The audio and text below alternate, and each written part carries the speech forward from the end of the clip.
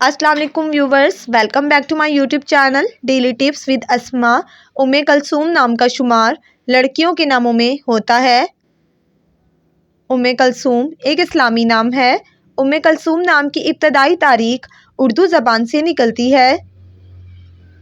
उम्मे कलसूम नाम की लड़कियों के लिए खुशकिस्मत नंबर 9 माना जाता है। उम्मे कलसूम नाम का मतलब है कलसूम की माँ। खुशकिस्मत दिनों में सोमवार और जुमे का दिन शामिल है। उम्मे कलसूम नाम का शुमार इंटरनेट पर सबसे ज़्यादा सर्च होने वाले नामों में से होता है। खुशकिस्मत धातों में हिंसों के हिसाब से चांदी शामिल है। उम्मे कलसूम नाम के अफराद के लिए मुआफिक रंगों में नीला, पीला और सब्ज़ रंग शामिल है।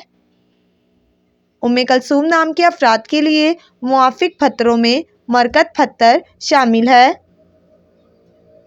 फ्रेंड्स, अगर आप अपने नाम का मतलब जानना चाहते हैं तो कमेंट बॉक्स में अपना नाम लिखें।